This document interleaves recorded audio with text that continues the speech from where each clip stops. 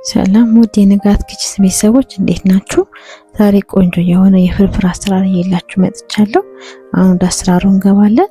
እዚህ ጋር በደቃቁ የተከተፈ ቀይ ሽንኩርት አለኝ።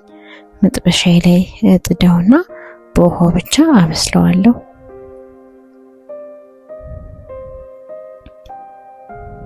ይሄው ቤተሰቦቼ አሁን በስሎልኛል። ከዛ ዘይት ጨምርበታለሁ። የሚበቃኝ ዘይት ካደረኩ በኋላ ደግሞ ሽንኩርቱን ከዘይቱ ጋር በደንብ ጊዜ ወስጄ አቁላለዋለሁ ወይ ደግሞ እጠብሰዋለሁ። ልክ እንደዚህ እንደምታዩ ከተጠበሰልኝ በኋላ በርበሬ ጨምርበታለሁ። 3 የሾርባ ማንኪያ የሚሆን በርበሬ የተጠቀምኩት።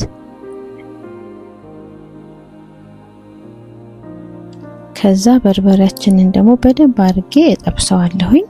እዚህ ጋር ዋናው እንግዲህ ፍርፍራችን እንዲጣፍጥልን እዚህ ጋር የበርበሬያችን ቁሌት በደንብ መቁላላት አለበት እና እዚህ ጋር ከጎኑ ሙቅ ውሃ ጥጃለሁኝ። ውሃውን ጠብ እያደረኩኝ አበስለዋለሁ። እንዳያርብን በርበሬያችን እንዳይጠበስብን በዘይቱ ብቻ ማለት ነው። ጠብ ጠብ እያደረኩ በደንብ አድርጌ አበስለዋለሁ።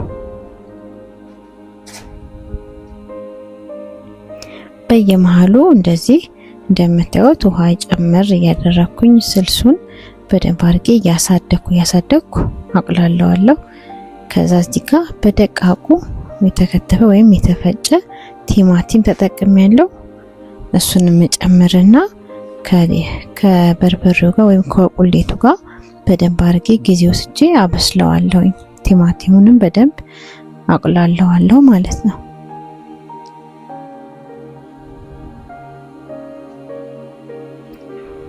እሺ ቤተሰቦቼ እዚህ ጋር የተቀጠቀጠ ነጭ ሽንኩርት የጨመርኩበት 1 ሾርባ ማንኪያ የሚሆን ነጭ ሽንኩርት ጨምሬያለሁ። አሁን ቆንጆ ሆኖ ስልሴ እየደረሰልኝ ነው። በደንብ ተቁላልቶልኛል እና እዚህ ጋር የሚበቃኝን ያህል ውሃ የሞቀ ውሃ ማለት ነው እከልስበታለሁ እና በደንብ እንዲንተከተክ ጊዜ ሰጠዋለሁ። እሺ አሁን ከተንተከተከልኝ በኋላ እኔ የተጠቀምኩት ማጣፈጫ ክኖር ነው። ክኖር ግማሽ የሚሆነው ክኖር ጨምሬያለሁኝ።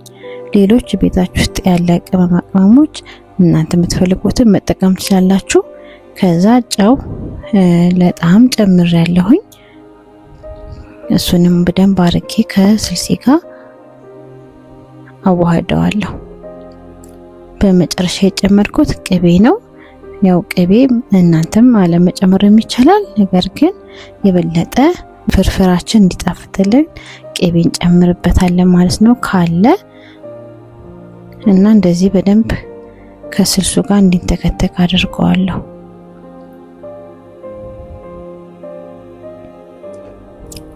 እዚህ ጋር የቀቀልኩት እንቁላል አለ።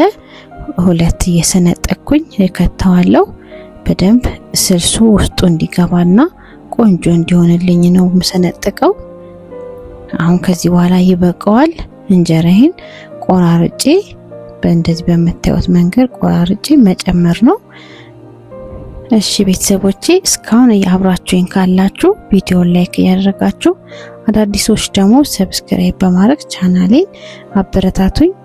ለሌሎች እንዲደርስ ደግሞ ሼር በማድረግ ሀሳብ አስተያየት ካላችሁ በኮሜንት ሴክሽን አሳውቁኝ እና አሁን እንደዚህ በቃ ቀጥሎ እንጀራውን ነው የምጨምረው ማለት ነው። ይበቃዋል እንደዚህ ከሆነልኝ።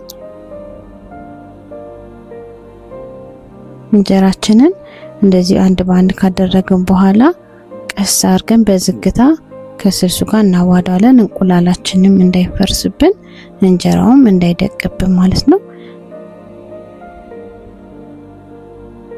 እና ቤተሰቦቼ ለዛሬ ይላችሁ የመጣሁት ይህንን የሚመስል ቆንጆ የሆነ ለቁርስ አማራጭ የሚሆን ፍርፍር ነው። በጣም ቆንጆ ነው። ሞክሩት፣ ትወዱታላችሁ።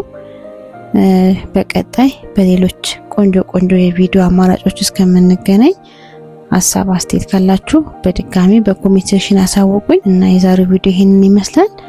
እስከ ሳምንት መልካም ሳምንት ቸር ይግጠመን።